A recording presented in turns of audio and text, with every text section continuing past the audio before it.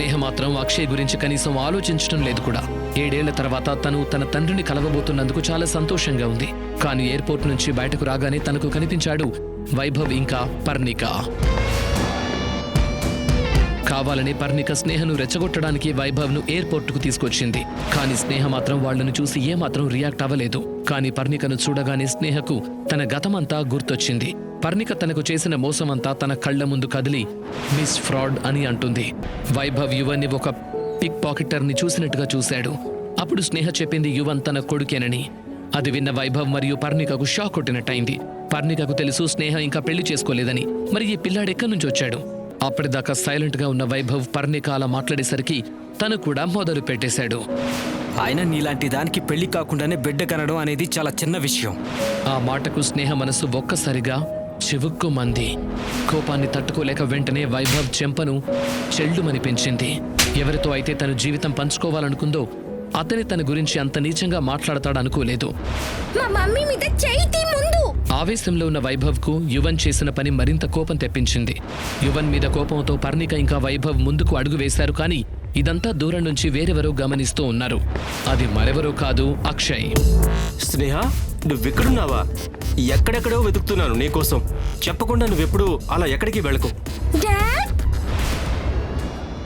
అక్షయ్ను చూడగానే యువన్ ముఖం సంతోషంతో వికసించి తనను హక్ చేసుకున్నాడు.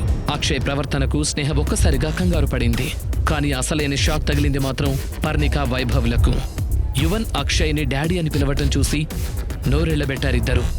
వాళ్లకు అర్థం కాని విషయం ఏంటంటే ఎంతో రిచ్ పర్సన్ లాగా కనిపించే ఆ వ్యక్తి స్నేహ భర్త ఎలా అయ్యాడు అని. వాళ్ల ఉద్దేశంలో స్నేహ ఒక అనామకురాలు. కానీ ఎదురుగా జరుగుతోంది మాత్రం వేరేలాగా ఉంది. స్నేహను తన భర్తతో పాటు చూసేసరికి పర్ణిక ఇంకా వైభవ్ల నోళ్లు మూతపడ్డాయి. అంతలో అక్కడ అక్షయ్ లగ్జరీ కారు వచ్చి ఆగింది. వెంటనే వాళ్ళు ముగ్గురు బయలుదేరారు. స్నేహను అంత హ్యాండ్సమ్ ఇంకా ధనవంతుడితో చూసి పర్ణిక ఉక్రోషంతో రగిలిపోయింది. ఇక వెళ్ళమని డ్రైవర్కి చెప్పాడు. స్నేహ కారులోంచి దిగి డైరెక్ట్గా తన ఇంటికి వెళ్ళలేదు. వేరే ఏదో అడ్రస్కు వెళ్ళిపోయింది. అది వాళ్ల అమ్మమ్మ వాళ్ల ఇల్లు.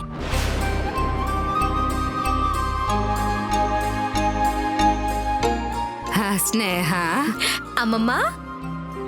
స్నేహను చూసి తన అమ్మమ్మ ఆప్యాయతతో దగ్గరికి తీసుకుంది. స్నేహ మనసు ఎంతగానో సంతోషించింది. కళ్ళ నుంచి ఆనంద బాష్పాలొచ్చాయి. స్నేహకు అమ్మమ్మ అంటే చాలా ఇష్టం. అయితే నువ్విక్కడే ఉన్నావన్నమాట. నాకు తెలుసు నువ్విక్కడికే వస్తావని. మీ ఇద్దరితో మాట్లాడాల్సిన అవసరం లేదు నాకు. ప్లీజ్ మమ్మల్ని ఒంటరిగా వదిలేయండి. హా, డాడీ వెళ్ళమంటేనే మేము వచ్చాం. ఆయన నిన్ను కలవాలనుకుంటున్నారు. స్నేహ రాగానే తన తండ్రిని కలవాల్సింది. కానీ పర్ణికను కలిశాక ఇంకెవర్నీ కలవటానికి మనసు రాలేదు. కానీ ఇప్పుడు కనీసం ఒక్కసారైనా తన తండ్రిని కలిస్తే బావుంటుంది అనుకుంది. పర్ణికను తన తండ్రే పంపించాడు అనేది మాత్రం క్లియర్గా ఉంది. పర్ణికకు మాత్రం ఇప్పటికీ కూడా స్నేహ మీద ద్వేషం మాత్రమే ఉంది. స్నేహను అవమానించడమే పనిగా పెట్టుకున్నారు అందరూ. కానీ ఒక్కళ్ళు కూడా ఇన్నేళ్లుగా తను ఒకతే ఎలా ఉండగలిగిందని మాత్రం అడగలేదు. తనంటే ఇష్టం లేనప్పుడు తిరిగి మళ్లీ ఎందుకు ఇంటికి పిలిచారో అర్థం కాలేదు స్నేహకు. మరోసారి తాను ఒంటరిదైపోయింది. ఇప్పుడు తనకున్నదల్లా తన కొడుకు యువన్ మాత్రమే అనుకుంది. నేనిక్కడికి మీరు రమ్మన్నారని వచ్చాను. కావాలంటే ఇప్పటికిప్పుడే తిరిగి వెళ్ళిపోతాను. ఇప్పటిదాకా జీవితంలో జరిగిన వాటితో తను ఒకతే పోరాడుతూ వచ్చింది. వాళ్లు తన గురించి ఏమనుకుంటున్నారు అనేది తనకిప్పుడు అనవసరమైన విషయం. కాని వాళ్ల ప్రవర్తనకు స్నేహ మనసు చాలా గాయపడింది.